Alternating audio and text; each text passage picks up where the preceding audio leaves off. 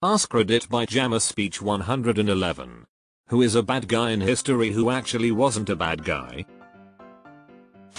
That woman who was accused of kidnapping children because her kids didn't have her DNA, but in fact her uterus had different DNA than the rest of her body. Lydia Fairchild. She has chimerism, so her uterus has different DNA from the rest of her body, the DNA of her absorbed twin.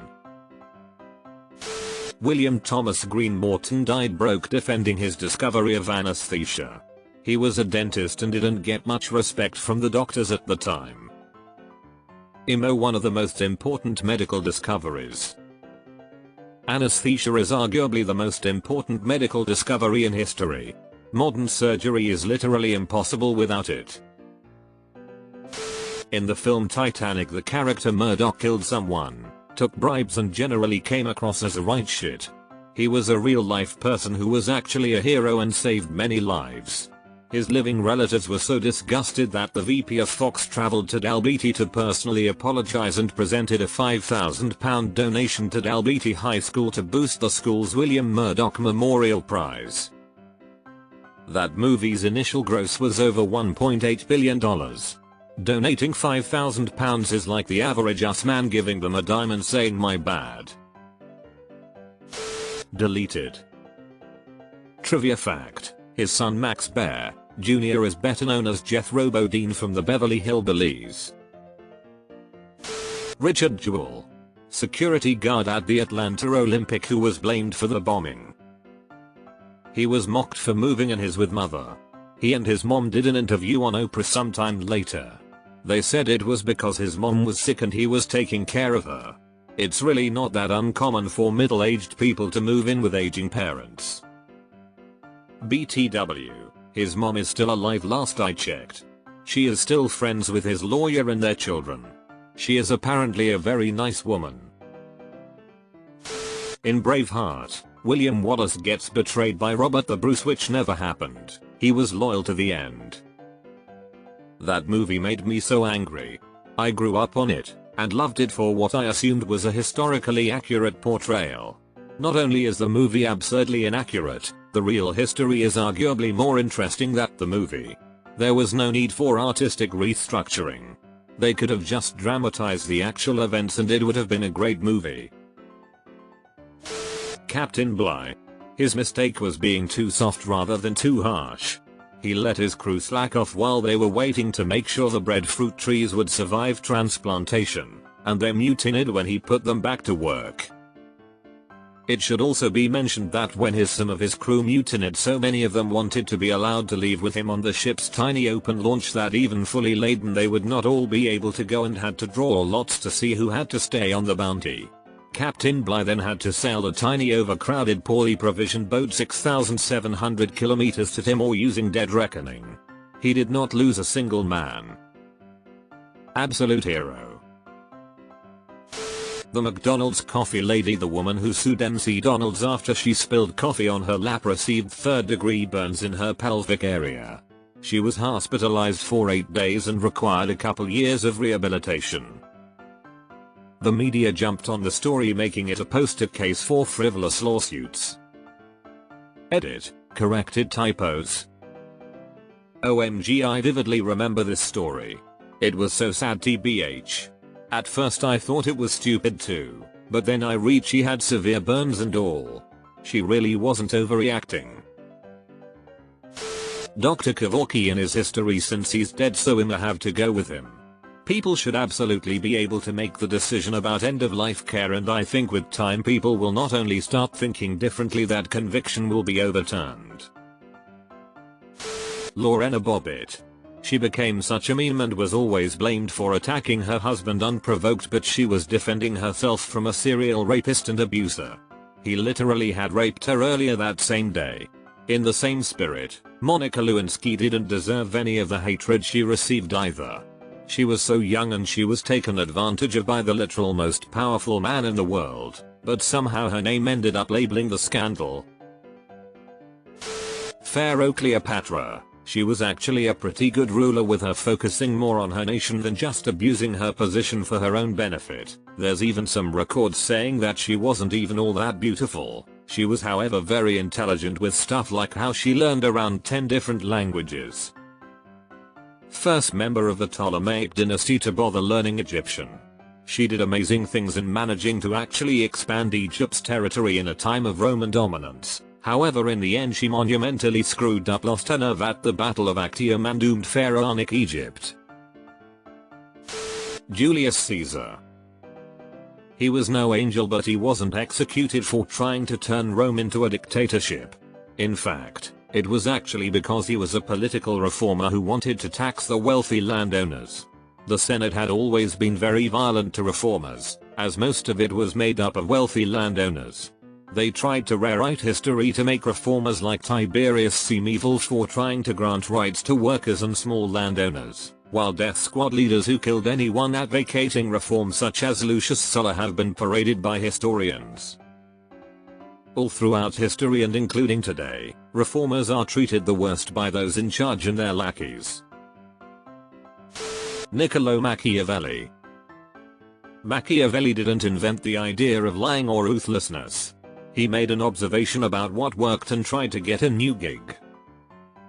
Now his name is synonymous with heartless manipulator. He didn't invent the game, but he did write the manual. Machiavelli. One of the most honest dudes in history, and his name is instead synonymous with villainy. For real, the prince was basically his "please let me return to Florence, my exile I can be really useful." The bad guy Razor Ramon. Hard work pays off. Dreams come true. Bad times don't last, but bad guys do. Rip Chico. Tom the Cat. Jerry is a menace. There was a post the other day talking about them and how they are actually working together. As long as Jerry keeps running around, the humans think they have a mouse problem, so they keep the cat. As long as Tom keeps showing he's making an effort, they think he's doing a good job. But they are both in on it and just do it to keep up appearances. There's apparently an episode where they work together to get food from the fridge, then hide and share it as friends before going back out and chasing each other again. Nanda the Relentless. Master, you've got to plug the Ethernet cable in. Thank you, Guillermo. I'm familiar with how the ether works. Remember the gay dude who was basically the reason we were able to beat the Nazis cause he decrypted their codes? Alan Turing? He got forcibly sterilized for being gay, something that led to his death. Despite all the good he did, he was treated like a bad guy just cause he was gay. Roscoe Fatty Arbuckle. Fun fact, Keystone Studios, where he and Charlie Chaplin filmed much of their work in the teens and 20s, is now a public storage building and I store my random crap in it.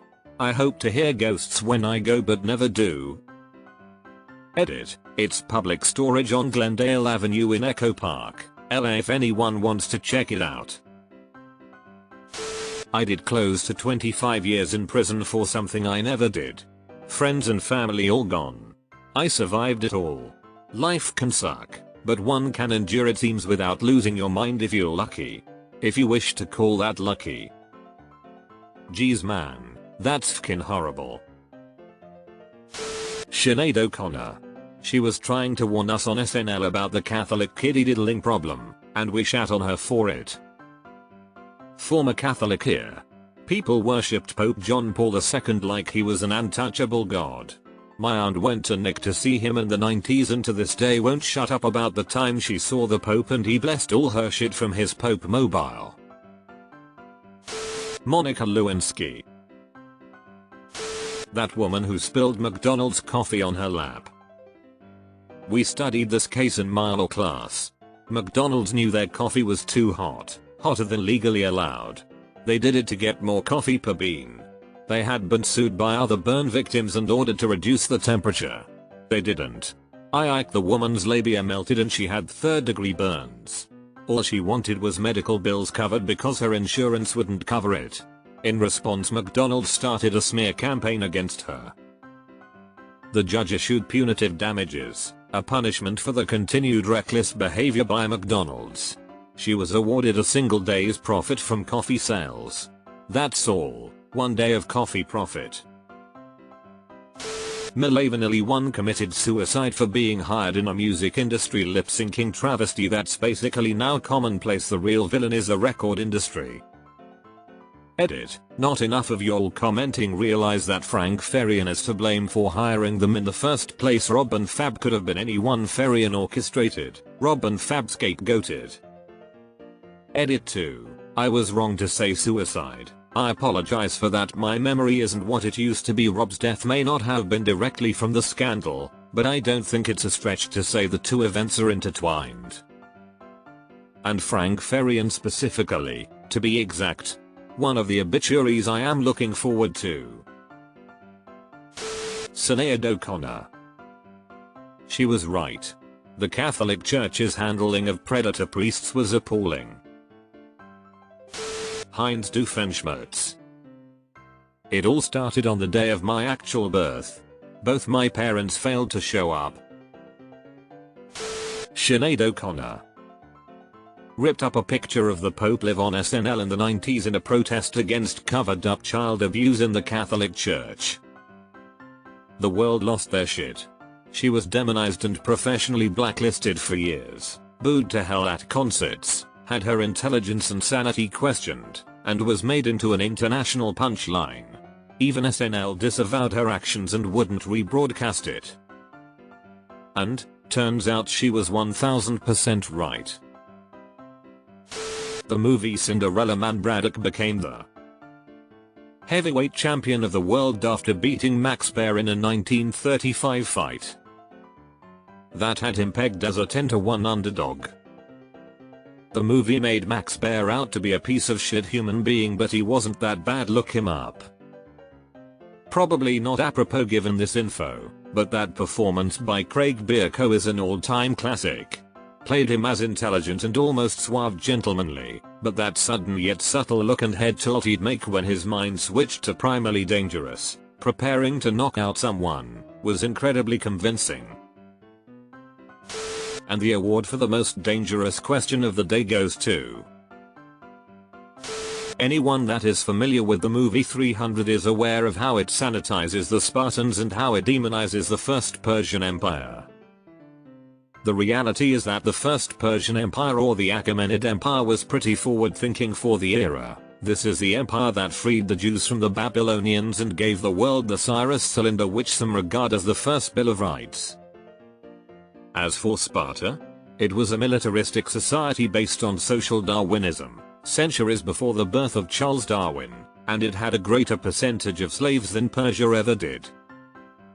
Edit. I am not suggesting that the First Persian Empire was perfect. I am just pointing out the historically inaccurate and racist portrayal of Persia in the movie 300.